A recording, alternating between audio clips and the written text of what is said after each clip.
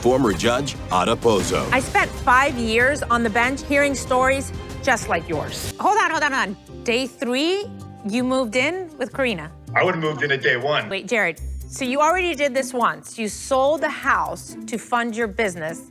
Yeah. You have children yet at that point or not yet? My first son was born and now we're pregnant again. So you already did this once. Now fast forward, you're asking your wife to do this again? The second time now, I know it's gonna happen. That's great, but she doesn't want to move again. She's never gonna have to work again in her life, and neither will I. We'll be set for life. Let's say that you sell this house so you can fund your new invention. Where are you gonna live? He won't let me get coffee every day. What? Oh, wait. Did I just hear this correctly? She's not allowed to get coffee in the morning? We'll just say, that's $3 a day, that's $15 a week, then you times that by 4 for the month. It doesn't taste the same. She's totally right. Sorry, this would not work in my house. If my husband told me I couldn't stop on the way to work and pick up a cup of coffee. I don't need to be rich. I just want to live a good life. Listen to yourself. You gotta get away from what I want to do, what I need, how I feel. You tell him. This is a we.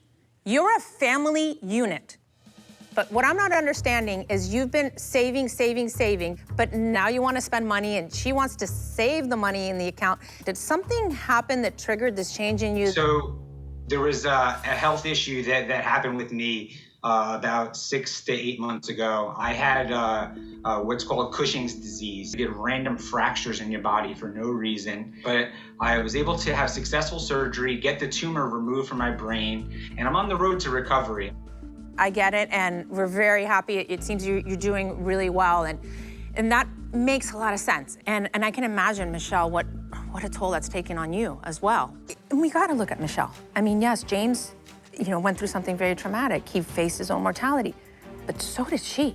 I mean, she faced the possibility of being a young widow with 2 little kids. And what do I do now? Now, are you married? You mentioned you have a family? Yes. How does your wife feel about opening a 3rd location? She doesn't like it. Why doesn't she like it? She knows how we operate, and if we're gonna open a 3rd location, we're gonna do it right. We're gonna give it our all. But it's not just what you want, because you got a 50-50 partner who's sitting right here. Dennis, are you happy? I love the business. I mean, I could stay in it forever if we're doing what we're doing. Carlton, what kind of health issues are you having? At present, I'm not having any. I mean, there's definitely some periods over the last 7 years where we had some scares. Is that part of what your wife brings up when she tells you, please don't open a 3rd corporate store? Sometimes. And I'm sure you've seen a lot of people die early from stress. Ada, we're all gonna die. Let these guys make a little cash flow on the way. And then die early?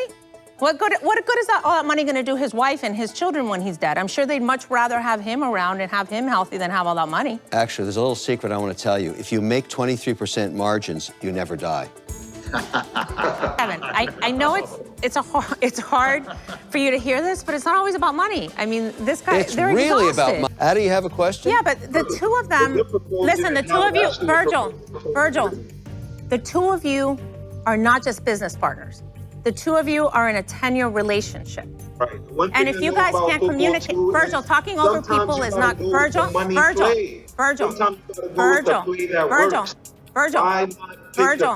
feel for Ash. Virgil, every time Katie and I open our mouth, you talk over that. Interesting, you're not doing that to Mr. Wonderful. I heard everything you said. You're not listening. You're not listening to your girlfriend.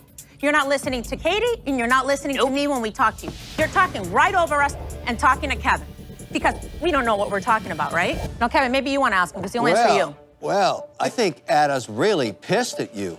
You think? Virgil. You think? You Yeah. think? You think? And I can see why, I gotta tell you.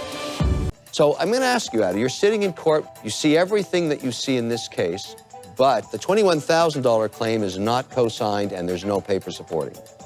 That part's out. I'm only considering at this point the $11,603. Bam! The claimant has the burden of proof. You had to bring that document.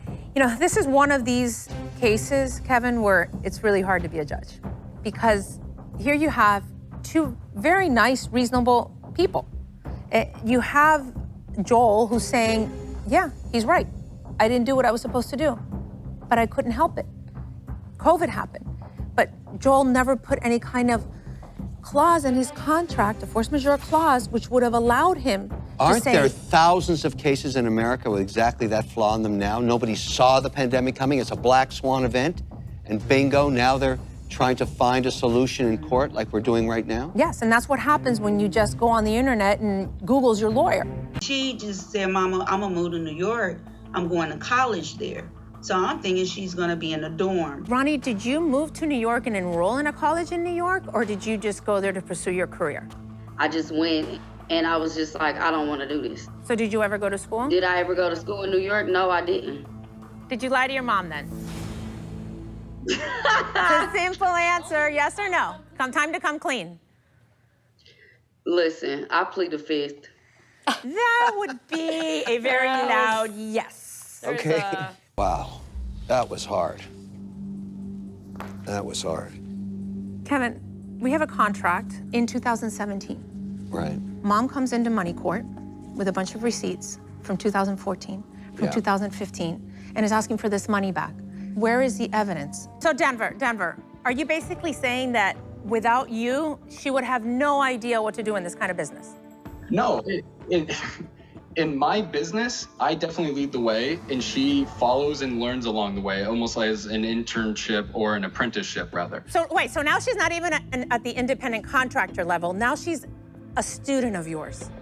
Look, I can't speak any foreign languages, but I'm fluent in client, and I don't think she's there yet. She's learning, but she's not there yet.